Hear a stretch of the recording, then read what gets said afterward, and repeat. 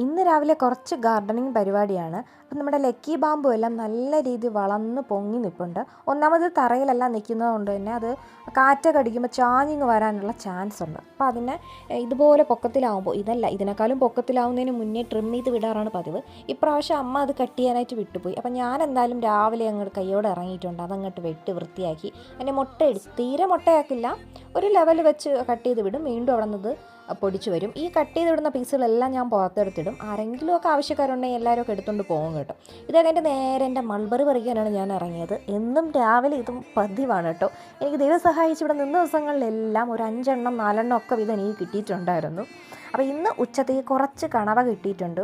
പക്ഷേ അൺഫോർച്ചുനേറ്റ്ലി ഇന്ന് കണവത്തോരൻ അമ്മ വയ്ക്കുന്നില്ല, അത് കറിയാക്കാന്നാണ് പറഞ്ഞത്. എനിക്ക് തോരനാണ് ഭയങ്കര ഇഷ്ടമായിട്ടുള്ളത്.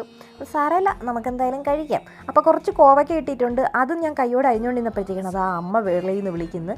ഒരു പൊങ്ങ് കിട്ടിയിട്ടുണ്ട്, വേണമെങ്കിൽ ഓടി വരാനായിട്ട്. കേൾക്കേണ്ട താമസം. എനിക്ക് ഈ പൊങ്ങാണെങ്കിൽ ഭയങ്കര ഇഷ്ടമാണ്. എത്ര കിട്ടിയാലും ഞാൻ മതിയാവില്ല കേട്ടോ. അങ്ങനെ ചെയ്യുന്നപ്പോഴത്തേക്ക് ഇതാ നമ്മുടെ കണവക്കറി ഇവിടെ റെഡി ആയിട്ടുണ്ട്. അപ്പോഴത്തേക്ക് അമ്മ കുറച്ച് അമരയ്ക്ക അരിഞ്ഞ് അതും തോരൻ വയ്ക്കുന്നുണ്ട്. എനിക്ക് ഈ സാധനം ഇഷ്ടമല്ല കേട്ടോ. അമരയ്ക്ക ഞാൻ കഴിക്കാറേ ഇല്ല. ഇനിയിപ്പോൾ എല്ലാ കറികളും ഇല്ലേ, നമ്മൾ ആരക്കാത്തിരിക്കണം, എല്ലാവരും ഉണ്ടല്ലോ. അപ്പോൾ പിന്നെ ഊണ് കഴിക്കാനായിട്ട് ഇറങ്ങി. എനിക്ക് ഇന്നലത്തെ കുറച്ച് ബിരിയാണിയുടെ റൈസ് ഉണ്ടായിരുന്നു. ഈ വെജിറ്റബിൾ കറി അമ്മ വച്ചതാണ്. നോൺ വെജ് മാത്രം അങ്ങനെ നീ കഴിക്കണമെന്ന് പറഞ്ഞിട്ട് വച്ചതാണ്. കോവയ്ക്കും കൊണ്ട് എടുക്കാതിരുന്നതാണ്. ഞാൻ പറഞ്ഞത് രാത്രി കഴിക്കാമെന്ന് പറഞ്ഞെടുത്തു. പക്ഷേ ആ തോരൻ ഞാൻ തൊട്ടില്ല കേട്ടോ. ഒന്നാമത് എനിക്കിത് ഇഷ്ടമല്ലാത്തൊരു തോരനും കൂടെയാണ്. എന്തായാലും ബിരിയാണിയും കണവയും ഇന്നലത്തെ ചിക്കനും കൂടെയൊക്കെ അടിപൊളി ഊണായിരുന്നു.